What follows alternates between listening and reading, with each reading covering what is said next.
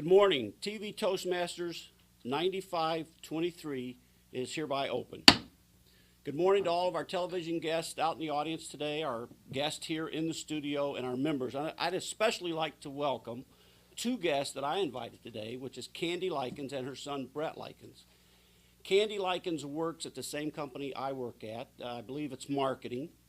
And Brett is a student at Northern Kentucky. As everybody knows, Monday was Veterans Day, and next Thursday is Thanksgiving Day, so we need to give thanks to our veterans. At this time, I'm not going to delay the meeting today because I think we need to move right along real quick, really, and show Candy and Brett how quickly we actually have this thing organized and how smooth it runs. That was one of my thoughts in the back of my head. And I'd like to introduce our Toastmaster for today. And she is an Advanced Leader Bronze and Advanced Communicator Silver. She works at Fifth Third Bank. So let's welcome Veronica Sanford. Thank you, Mr. Toastmaster. Welcome, our television audience, all of our members, and our esteemed guests. Today, we're going to have a fascinating lineup of speakers, all of whom have worked very hard on developing their speech. We also have 3 evaluators for those speakers, and we will be progressing along this meeting with a lot of fun and gaiety. That's my theme of the day. I would like to introduce to you our grammarian of the day, which is Sheila Mudbaker. She's going to be giving us the word of the day and also counting our ums and ahs throughout the day. Thank you. Madam Toastmaster, fellow Toastmasters, and all of our guests at home. Every day, one should learn a new word. Now, who said that? My 5th grade teacher. I must learn a new word every day, and I've discovered that lots of people remember that lesson. So here is the word for today. And this word will be used by Toastmasters, and we will give an award, which is mostly just clapping, to the person who uses the word of the day most often. The word of the day is ephemeral, E-P-H-E-M-E-R-A-L, ephemeral. Ephemeral means transitory or insubstantial or definitely not permanent. For example, the pleasure of a piece of chocolate is ephemeral compared to the pleasure of a job well done. Another use of ephemeral would be compared to the Grand Canyon, a TV Toastmasters television broadcast is ephemeral. Now, there's a second part to my job besides being word master, and that is grammarian ah counter. I will give a report at the end of this meeting about the grammar errors that I see that can be corrected and make these Toastmasters even better communicators. I will add to that an ah count. An ah count isn't necessarily how many ums and how many ahs, but also all those pauses that speakers tend to use or verbal utterances like which we often use. And these things get in the way of making a great presentation. And the only reason why I'm counting is not to punish, but to help each of our Toastmasters be even better as a communicator. Madam Toastmaster? Thank you, Sheila. Now we will start with our Tabletopics master, who is Steve Ahrenholz, and he will be giving us a chance to do some impromptu speaking. Steve?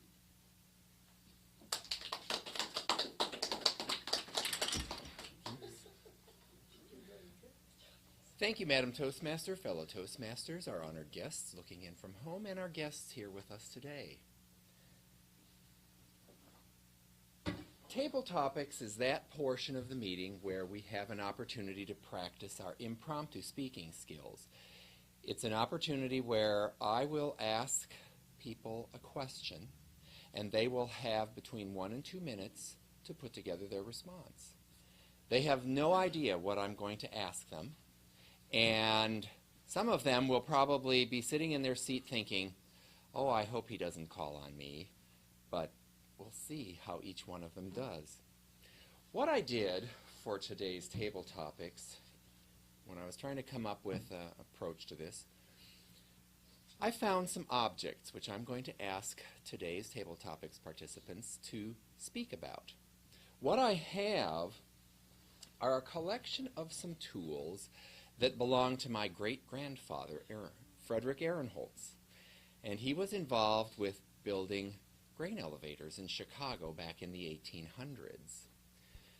So what I have, and what I'm going to be asking people to do, is to speak about some of these items. And you'll see very shortly what I'm going to be asking each one of them. Some of these objects don't really know what they are, so we're going to have a very entertaining session. The first object that I have is this, and I'm not sure exactly what it is. We'll see what our table topic speaker thinks of it. I would like Veronica Sanford to come up and tell us a little bit about this tool and what a workday might have been like in the 1800s building on a grain elevator in Chicago. Veronica? Thank you, Steve. Great. Well, like any impromptu speaker, I can change the subject, but I won't. I'll have a play with this for a little bit. Now, as you can see, this little brass knob actually turns in and out. And it appears that even though you may see this line here, it isn't straight through, so it's not clear. Now, on this side, there's also another brass bar, which goes from here and here. I wonder if, in fact, it broke. Now, the initials on here are FCAH, so I wonder if that is Steve's grandfather's initials. Now, it's very straight and solidly, seems almost glued. This also turns and releases this object, so you can almost see it goes up and down. I could say that it then locks into place, which might allow some type of measuring, perhaps, or it's almost a square. I would say that this is a kid's toy. Steve? Thank you, Veronica. That was real good. I haven't thought about that. I actually think that it's probably some type of marking device, since it does have a little point on both sides here. I don't know that you can necessarily see that, but that you could adjust this somewhere along the length of this tool and then use it as a scribe. All right. This is our next object. Probably a little more self-evident, although I'm sure that it was used for certain types of activities. I would like Joe Schwerling to come up and explain to us a bit about how this tool might have been used, and we'll see what else he does with it. Joe? Thank you, Mr. Tabletopics Master. Well, of course, I think it should be pretty obvious what this is. It's a persuader. When you're in the carpentry business, constructing things, if you haven't properly used the scribe that was just properly shown, which is for measuring the edges to get things to fit together well, then you use this persuader to pound it back into position, to pound things that weren't quite marked properly. This is a perfect contrast to that scribe, which is a very precision instrument, kind of like a caliper or high-tech device that you have. That's what you had in the past, to this, which is the ultimate in mass, an object of mass persuasion. It looks like it's had a lot of wear, as you can see. You don't want to damage what you're hammering into place because you're such a good craftsman. So you use a hammer that's will take the beating and keep on serving. Mr. Topic Master. Thank you, Joe. I hadn't heard the term persuader used. It reminded me of when I was helping with a Habitat for Humanity house, and they had been framing the structure, and the side wall wasn't quite lining up. It's the first time I'd ever seen anyone take out a big sledgehammer and just whack away at those walls. Gave me some insight as to how my house was constructed, too. All right. This is our third object. And I would like to call Gordon Kelly up to give us explanation of this. Thank you, Mr. Tabletopics Master. Actually, this is actually old man what's the last name? Ahrenholz boy. This right here is actually something that you use to make a right angle. I don't know if all you people are familiar with right angles, but if you need to draw like a right angle line, you would lay this here and you would draw the line that way, and that would make a exact right angle using this as your datum point. And then your line would be at a right angle in relationship to that datum point. Now, if that datum point is not true, then your right angle might vary. If this is like, if it's bumpy or lumpy, that could throw off the actual right angle depending on what part of that datum point you want to take the datum from. So that is really where we're at there, and I've lost track of the time. But that's really all this is. I don't know what the actual official terminology for it, but it's to make a right angle line or to check your right angle, make sure it's true. Thank you, Gordon. Yeah, I think we call it a square. And you use it to make sure that your corners and different pieces that you're putting together are truly square with each other.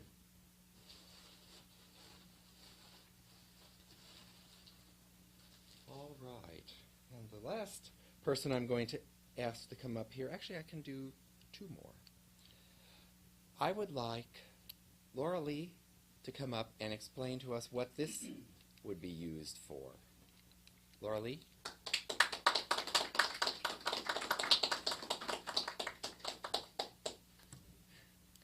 Thank you, Mr. Tabletopics Master. This looks like a vice grip. Goes on a feed screw, screw it up, screw it down so you can clamp on. I don't know if I can actually get it to clamp on here. That's a little too loose. So this would be something that a carpenter would use to hold, maybe after using the carpenter's square to get their two sides of wood lined up, they could probably use this to help hold the pieces of wood together while to give the glue time to dry and the wood to cure a little bit before moving on to the next step of the process. So this is a vice grip. There are bigger ones. This is a rather small one, so it might be more for a laminate cover on top of a wood as opposed to two bigger pieces of wood. They have different sizes of these. My dad had one that actually had clamped onto his workbench because it came open several more inches than this. So this is a small handheld vice grip. Thank you, Laura Lee. That's a good, I think that's a good estimate of what it might be. I'm not exactly sure, but if these tools could talk, I think it would be really interesting to hear what they have to say. And the last person I'd like to call up here for Tabletopics today that will give us some perspective as to what this object might have been used for is Mary Arms. I think I'm giving Mary a real challenge.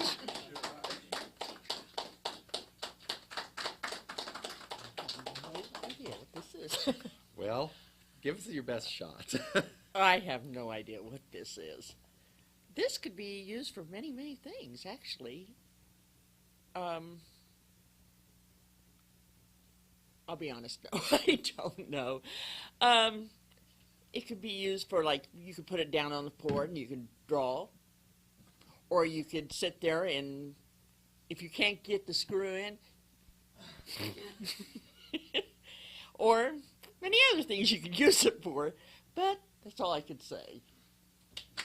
Sorry about that. Okay, thank you, Mary. I'm not sure myself what it is. I'm thinking that because it's quite sturdily constructed, it might be something used to help set, something that's offset, which I think, you were alluding to that. Yeah. And so you could actually line this up with a nail, or if there was a peg that was being put in place, and then you can strike it on this end with the persuader. Although you'd probably want a metal-headed persuader to strike on metal. That would be my guess of what this is. With that, I will adjourn today's Tabletopics session and turn the meeting back over to our Toastmaster. Toastmaster? Thank you, Mr. Topics Master. Good job. He stumped a number of us, didn't he? Our speaker of the day, now we're moving into a second section of our program. Our first speaker today is Sheila Baker, and she will be giving her high performance leadership project discussion. She has been with Toastmasters for 14 years.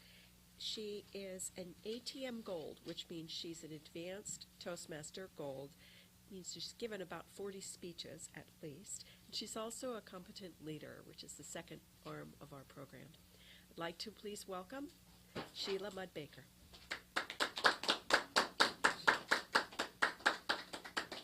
Thank you, Madam Toastmaster and fellow Toastmasters and those at home. A high-performance leadership project is a project that encourages one aspect of Toastmasters. In Toastmasters, we have two sorts of projects. We have communications projects. Obviously, you see the speakers. We're doing table topics. We're doing evaluations. We're getting up and speaking. The second part of Toastmasters projects is a group of projects related to leadership, becoming an officer, going to conferences and speaking, taking on a role that shows that a Toastmaster knows how to work with other people and lead other people. So, a high-performance leadership project is one of the final rungs on the ladder to success as a leader, in that person who becomes a distinguished Toastmaster has already been an officer in a club, has already been in the district, has already given all sorts of speeches on success and leadership in the organization, and needs one more project to show that that particular Toastmaster has learned what they need to learn. So, in my case, that is a project that was foolishly volunteered for by Sheila Mudd Baker. I was at a meeting and I volunteered to be the educational chairman at the spring conference for District 40. That doesn't sound so bad, except that I, of course, have never been a chair for a district conference. So, for my high-performance leadership project, I have asked an advisory committee, which consists of Steve Ahrenholz, who you've already seen, and Carol Kormelink, who you will see, and a third person, to advise me on my plans to do a good job as an educational chairperson. But I have a very specific project in mind, which is to have 9 of the most excellent speeches ever seen at any Toastmasters conference at any time. And I do have specifically in mind to have an education action group that will help me with it. And I am asking every member of my club to actively be involved in that education committee. Of course, I already have my first couple of members of the committee who are not members of this club, but are actually the former education chairpersons for the conferences. And now I'm asking my club to take much more minor roles, which can be a lot of fun, such as finding the hosts to work in the rooms to introduce the Toastmasters, buying gifts for the speakers, making sure evaluation forms are created and printed. I have these small jobs which will make it a lot of fun to come to the conference and really do a good job, because a conference is made up of a series of small roles as well as large roles. Now, my advisory committee, of course, will be meeting with me on a regular basis to review my plans, to see if I am really on track, that I do understand what my timelines are, that I am leading my committee on the education sessions, I'm leading my committee properly, that from beginning to end, I am doing a good job. So generally, I have a project education chair. But specifically, I need all the help I can get from my education group. And I am asking every member of my club to speak to me by the end of this session today about what role they would like to play in the education committee. Whether they want to play a big role, that is helping review proposals, or they'd like to take a small role like being a host in a room, or if they would like to take a medium-sized role like finding gifts at practically no cost at all to get for each of the speakers, or any kind of role that they could see in a conference that would fit in with education. So I have a general purpose, of course, is to persuade you all to work in general with me, but specifically I would like each member to work with me to find the role that best fits them.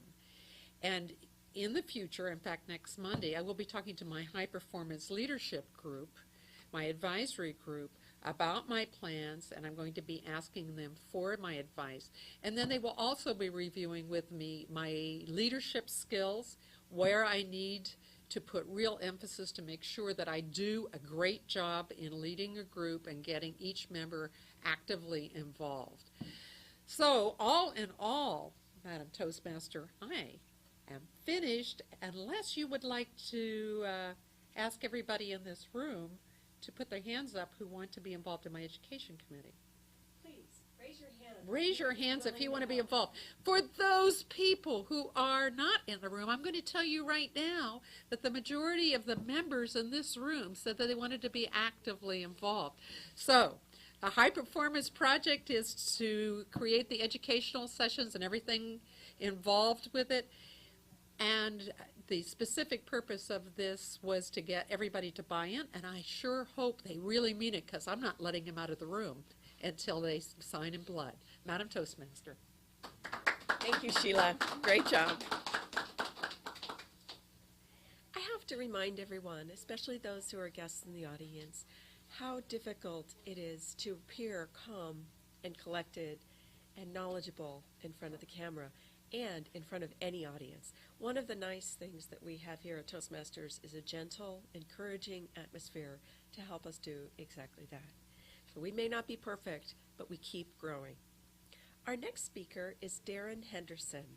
He has been with Toastmasters for 3 years. He's a competent Toastmaster, and his title is What War? Madam Toastmaster, fellow Toastmasters, and our television audience. This time of year, we will hear talk of the war. According to many pundits, the enemy is all around us. School systems and government offices, Target, Walmart, and other large retailers. And of course, the most treacherous enemy of all, the news media. I am not talking about the war in Iraq. The war which you will hear so much about over the next month is the so-called war on Christmas. Critics argue that the supposed war on Christmas has resulted in stores filled with holiday trees instead of Christmas trees, with winter break instead of Christmas break in school, and greeting cards wishing us season's greetings instead of Merry Christmas. Many argue that political correctness, or even religious intolerance, is the reason that the term holiday is used in place of Christmas in many ads and in the general American lexicon. They are wrong. There is no conspiracy to remove Christ from Christmas. What exists is an effort in the boardrooms and offices across this country to squeeze every dollar out of the Christmas season that they can. It is all about marketing and making a buck. The Christmas season has increasingly become more retail oriented. Beginning November 1st, we enter the holiday season as everyone is bombarded with commercials and advertisements related to Christmas. It's easy to understand why when you consider that 30% of retail sales occur between November 1st and December 31st. Somewhere along the way, the marketers of the large retail chains determined that holiday was more inclusive than Christmas. Their only goal is to sell merchandise. So, when the war on Christmas argument gained traction, they predictably decided that with all the negative publicity, maybe we should give the word Christmas another try. Let me repeat, it's all about moving merchandise off the shelves between November 1st and December 31st. That's the macro reason why the war on Christmas is a misguided argument. Let me explain the micro side of the equation. When I send Christmas cards to family and friends, I will typically send a Christmas card, which may or may not have a religious theme. When I send cards to coworkers and colleagues, I send cards with a general holiday theme. If I have colleagues who don't celebrate Christmas, I still want to include them in the general goodwill message of this season. You may call this political correctness. I call it simple courtesy. So, if you get a holiday card from me this season, please don't be offended or tear up the card. Please take it in the spirit in which it was given. Well, I need to run to a holiday sale now. But before I leave you, I would like to wish you a Merry Christmas, a Happy Hanukkah, and a joyous Kwanzaa as you and your family celebrate around your holiday tree.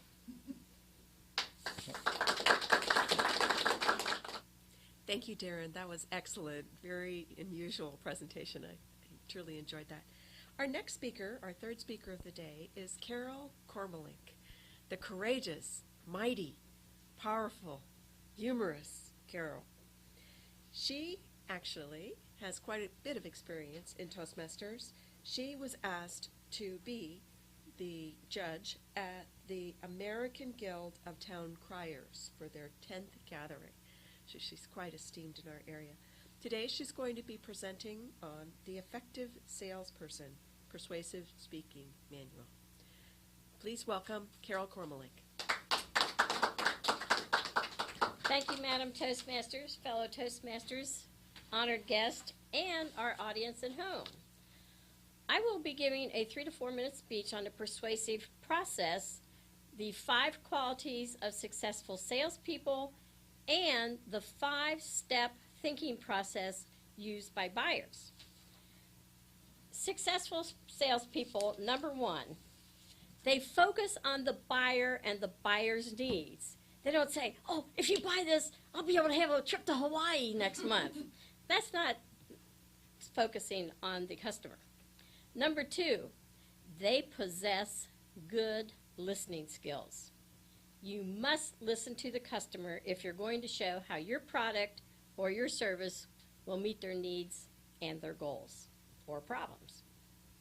Number 3, create value for the customer by knowing your product so well that you can be honest in letting the customer know how your product will or will not meet their needs and their goals.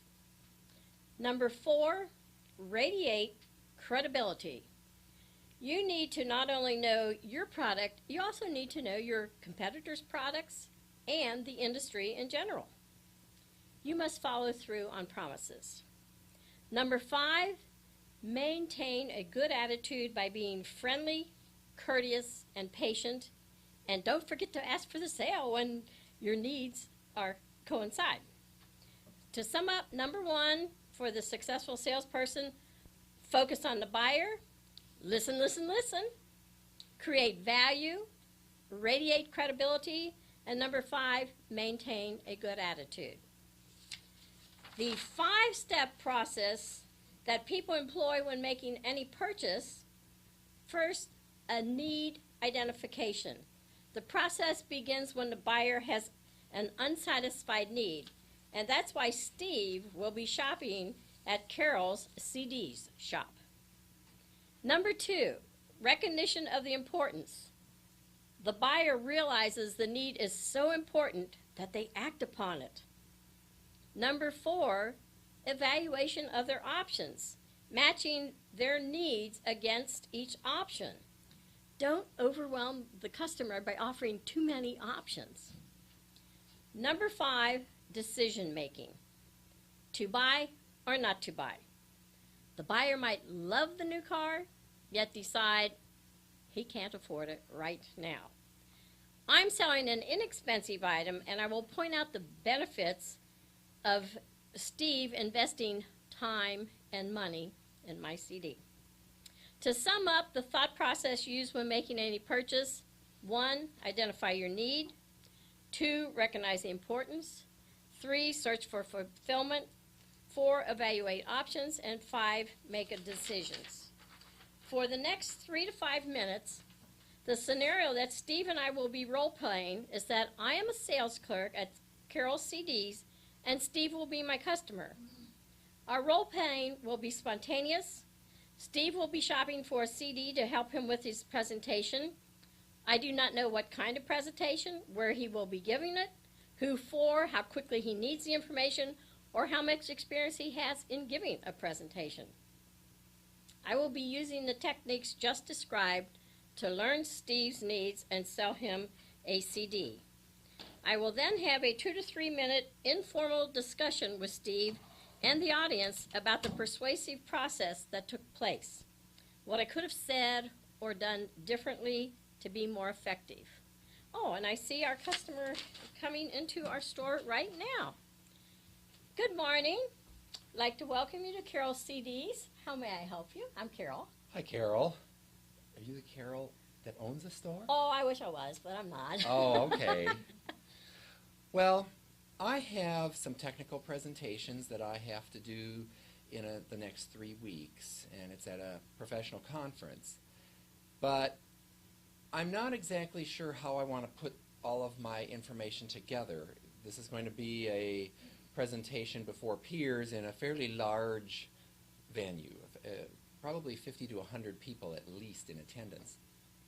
And I'm not sure how to assemble my information. Sometimes, and maybe you've seen presentations where people use PowerPoint, and there is just so much on it that you can't even see it if you have the page in front of you. Mm-hmm. So I'm just kind of looking for some ideas as to what I can do to enhance the presentation. Well, I have several ideas, and when the one that you said that would most fit your ideas is about how to, from pinpoint to presentation, to platform. And it tells you how much to put on each slide, how big it should be so that the audience, you're going to have a fairly large audience, how big it should be so that the people in the back of the room can see that. And it's by Mark Brown. He's a champion of public speaking, and he does presentations all the time. So he has very good tips on how to prepare a presentation and make it very interesting. Does that cover things like giving you some guidance on how many lines of information to have and the font size to use and some of those things? Yes.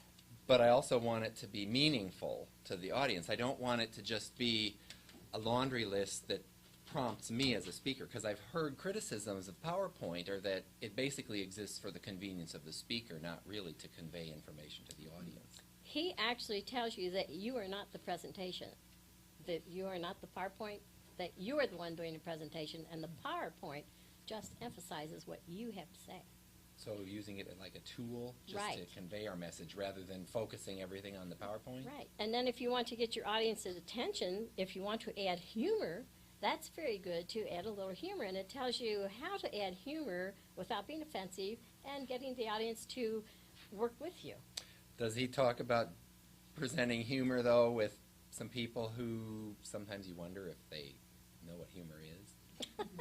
He addresses that too, on how to be humorous, to add humor. And another one that tells you how to connect with your audience using the 6 emotions that everyone in an audience will respond to, and how not to use the PowerPoint, what you don't want to do with your PowerPoint in your presentations. So we have quite a few we have one that will help you with values and conveying the values that you want to get a point across, and then the quickest way to improve your effective speaking skills. So we have quite a few values. He teaches values, how you get the point across with the values that you instill in people. So we have quite a few that would be very helpful. Okay. Well, I think I'd like the one on introducing some humor. And I think if there was one of these that talks about how much to put on your slides, not to have too much, but still get your information across. He actually says the 5x5 rule. 5x5? 5 lines, 5 words. Okay. How much are these? Now these are $19.95. We do have a special today that when you buy the second one, it's half price. So you get 2 for $29.95. Oh. Okay. Well, maybe I'll give that a try. Okay, and then we have another special. A very good place to practice your presentation in a safe environment is Toastmasters. And for just $1, we may add this to your order today. So you would get all this for just $30. Would you like that cash or charge? Do you take a blanket purchase agreement? A blanket purchase agreement? Sure. Okay. Okay, thank you for your order. Okay. Now, I have questions and answers from the audience, what I might have done better, and Steve may also answer what I might have done better if there was something I could have said or done better or listened better. Sheila.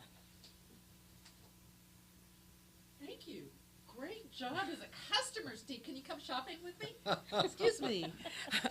Carol, what I saw here was not as strong an ending as you would like on asking for the sale.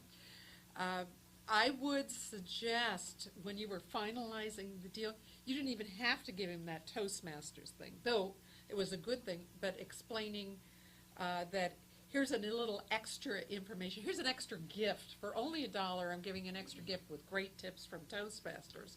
But I would have liked you to say, you were like a deer in the headlight. Am I finalizing this? Because he's going to pay me in a way I don't understand. This requires you to say a general purchase order and what organization or what company would that be with? This would give him a chance to say that. And you say, I believe so. And then you call the real Carol who owns the shop. Or you take the information, and under all likelihood your company would have that. But you don't let him get away by sounding like you don't know what you're talking about, because now he's thinking you don't know what you're talking about with these. So I just want to suggest, sound more definite. You've not only asked for the sale, you've taken the sale, and you don't give him a chance to take it back because you sounded unsure about letting him pay you in some new and interesting way. Okay, thank you very much. You're welcome. Yes, that was, he did throw me there. I didn't know what that was all about. But with you nodding your head, yes, I did. But I like not having a real strong ending, because I'm one of those people when I shop, the harder you push, the more I'll resist. Even if it's something I need or want, why should I give you this sale, and do I really want it that bad? So I prefer more of the soft approach. Oh, well, thank you. Anyone else have any questions or suggestions on making it better? Well, I see we're about out of time, so that will be it, and I will return control of the meeting to our Toastmaster, Madam Toastmaster. Thank you, Carol. Excellent job. So next we have our general evaluator, who will be Joe Schwerling. Joe will be evaluating all of the evaluators, but he will also be introducing the evaluators who will be going to the next step. Joe Schwerling, please welcome Joe. Thanks, Madam Toastmaster. Audience, and we'll get right into our, first we'll have the evaluations for the individual speech presentations. And our first evaluator, I believe, was Mary Ahrenholz. Please welcome Mary to evaluate Sheila's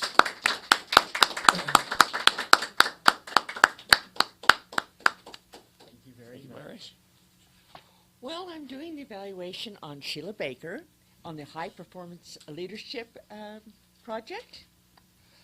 To me, this was a very good speech. But what you need to do is get your words together and practice a little bit more than what you did. Because I know you had a short time to get this done and stuff.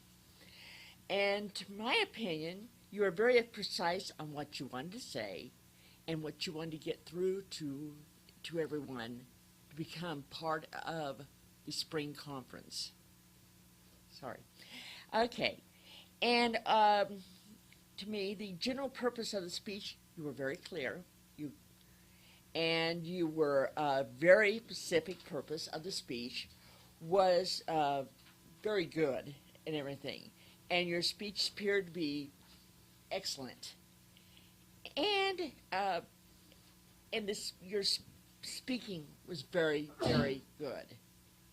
And to me, this was a great speech. And thank you very much. Thank you much, Mary.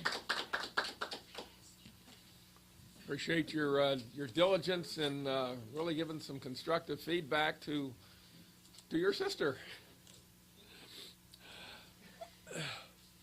Our second speaker was Darren Henderson, and his evaluator is Jerome Manigan.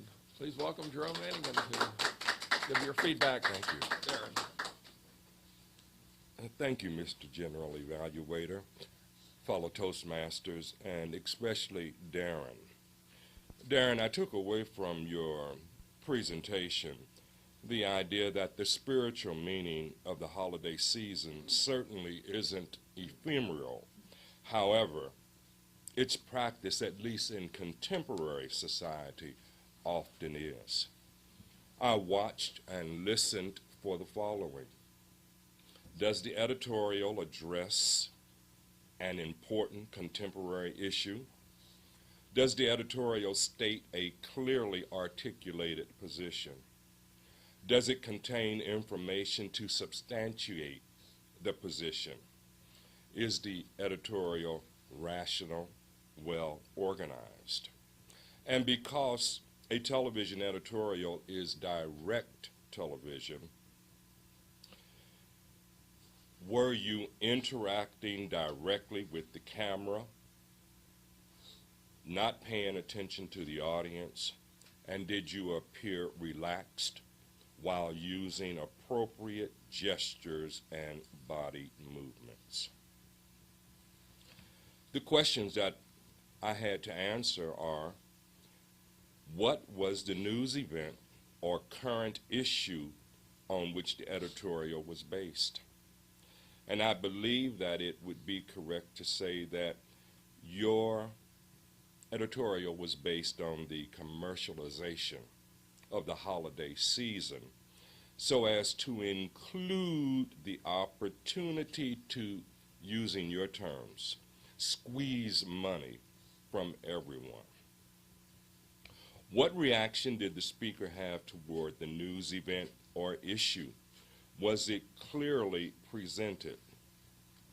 I think so. You used terms such as marketing, retail-oriented, commercials, boardrooms, and you even offered dates. I believe you said November the 1st out. And I think in giving us that information, you were expressing your disdain for the commercialization of the holiday season. Did the speaker show sound logic and reasoning in explaining his viewpoint? Yes, I think you did. You offered examples to support the theme of the holiday, the Christmas season, as a time to make money. Were the words carefully chosen, short and clearly pronounced? I think yes. And I think that the words that stuck with me are marketing, retail-oriented, commercials, decisions being made in boardrooms, and the dates. Did the speaker relate convincingly to the television camera? Yes. Was the speaker's appearance appropriate? How did his or her appearance affect the editorial? I'm going to go straight to the book, and I'm going to read to you a suggestion from the book. Men should dress conservatively. Medium-colored suits are best, with a light blue shirt and a conservative tie. And finally, how effective do you feel the editorial would have been had it actually been broadcast? I think that we need to broadcast it beginning this afternoon, and we need to continue broadcasting it through the holiday season. Darren, thank you very much. Thanks very much, Jerome. And for our third presentation, which was by Kormelink, our evaluator is Laura Lee Gayfield. Please welcome Laura Lee.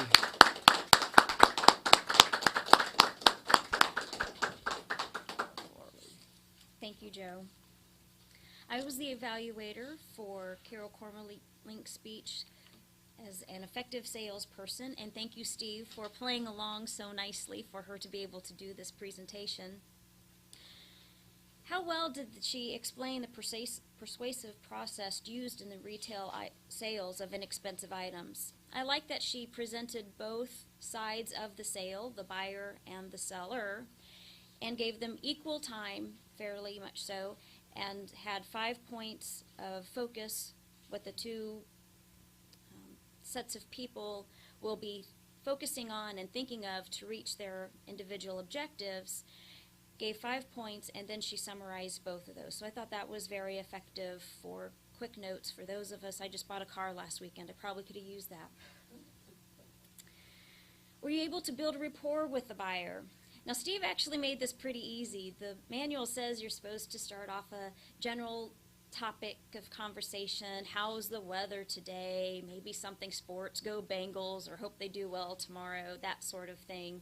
So you kind of miss that opportunity for the lead-in.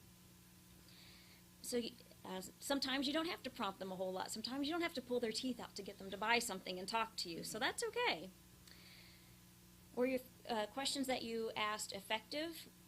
When Steve got you into the mode of the CDs, I originally envisioned a whole music store full of CDs, not particularly a Toastmasters, so that was an individual mental image, but he got you focused down right to the Toastmasters CDs, which was very convenient because they were sitting right here.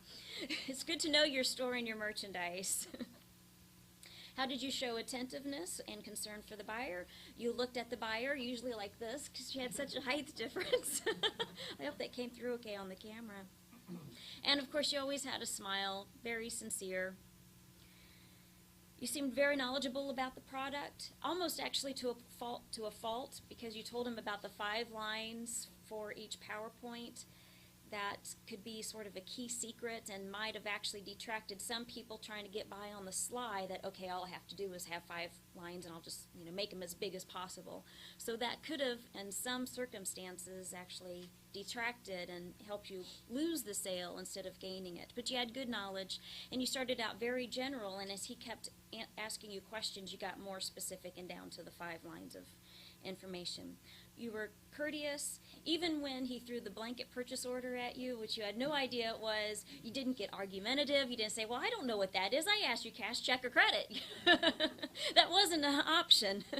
And good thinking on your feet. You work for the government, so you're probably, it's probably a bit more normal for you than it is for the rest of us.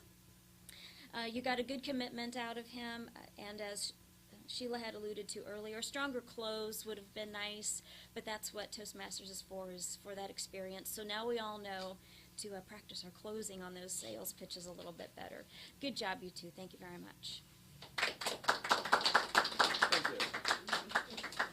Thank you very much, Laura Lee. In the role of general evaluator, one of my tasks, part of which you've just observed, was you had the evaluations of the speakers. Now, first, I'll just give a little feedback and like to compliment the speakers and their evaluators on our very well prepared presentations today. We had 3 relatively unique types of presentations. Instead of just the the typical basic manual presentations that we have in our basic manual, the communication manual. These were three unusual types. The first, by Sheila Mudd Baker, was a special leadership project that had its own unique evaluation form. And I think Mary did a good job of providing feedback to Sheila based on the criteria to help with that leadership program. On Darren's presentation, which was evaluated by Jerome, you were very thorough. You went in detail by the template or the matrix that's in the evaluation form that we have on each of our speeches. Now, it's more specific on an advanced manual, such as the one speaking on television that Darren was working from. And Jerome, I compliment you on your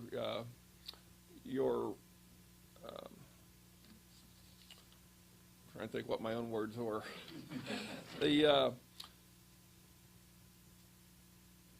Your vocalization, your sentence structure, your good use of grammar, and really making your presentation very enjoyable to hear. Similarly, Laura Lee, your presentation was thorough, a lot of humor, good feedback for Carol's, again, another unique presentation.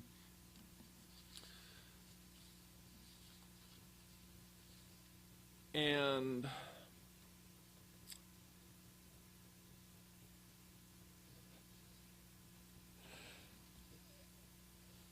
again, the mental image that you even referred to, that we're all watching the store interaction. Again, that was another unique type.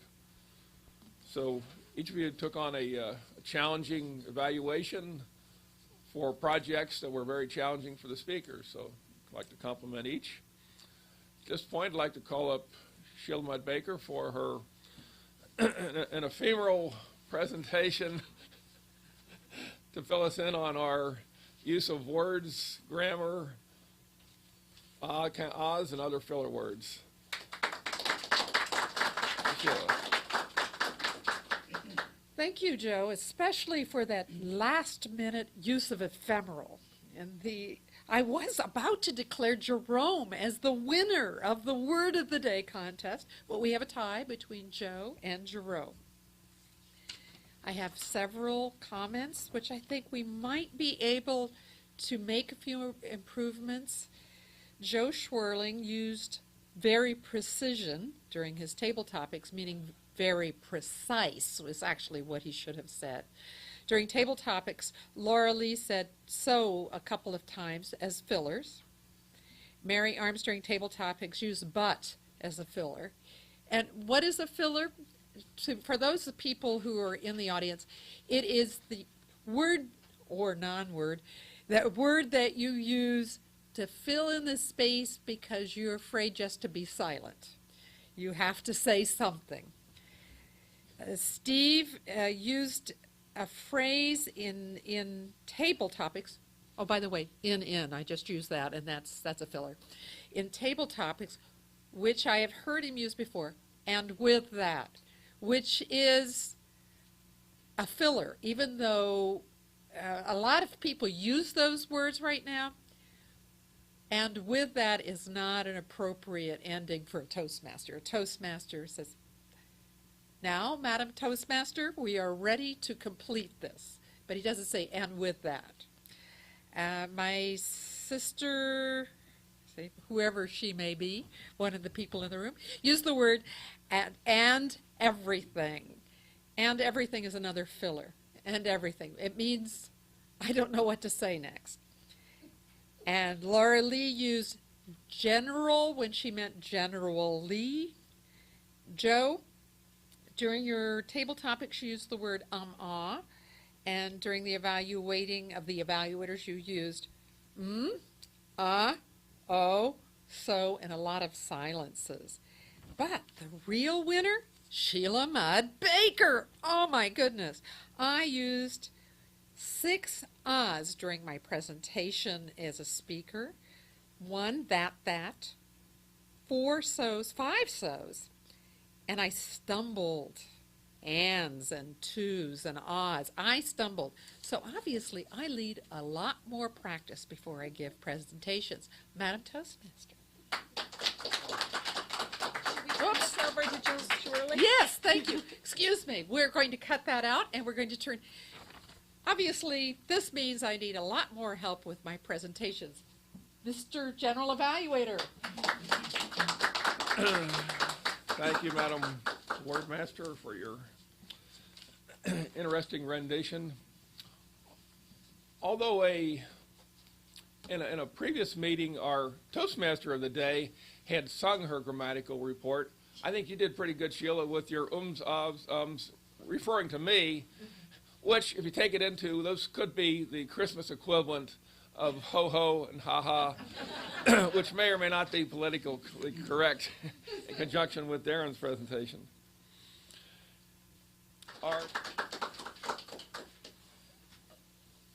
In reference to Gordon's reference to whether or not his signaling was visible, this is the first time in this unique environment here, and we've got our audience and our timer and our camera and everyone in different positions than what we normally are. So we've got to get used to getting to looking in various directions. On the timing aspect, I'll point out, I was also doing additional duty today. I was asked by Toastmaster Veronica to help with her one of the leadership projects on timing. And I just wanted to say you were very proficient and kept the meeting flow very well. So thank you, Veronica. At this point, I'll return control to our Toastmaster for today. Thank you, Joe.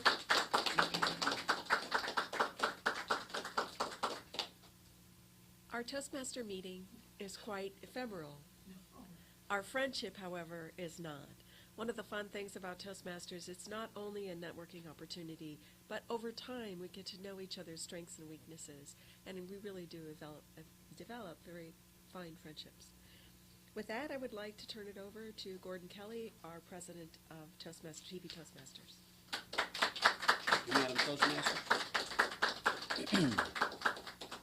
Couple of announcements. One is in January, we will move to our permanent location. We will be in this location in December, if there's any questions on that. Everyone is invited in January to attend the Toastmasters Leadership Conference. I think that's January 5th. Other than that, if no one else has anything, I need to do this, and that is to thank our special guests for coming today. And again, that's Candy Likens and Brett Likens. I'm terrible at remembering names and things like that, but I really appreciate you guys showing up today. Anything else? Other than that, I just want to wish everyone a really good Thanksgiving. And with that, TV Toastmasters number 9523 is closed. The meeting.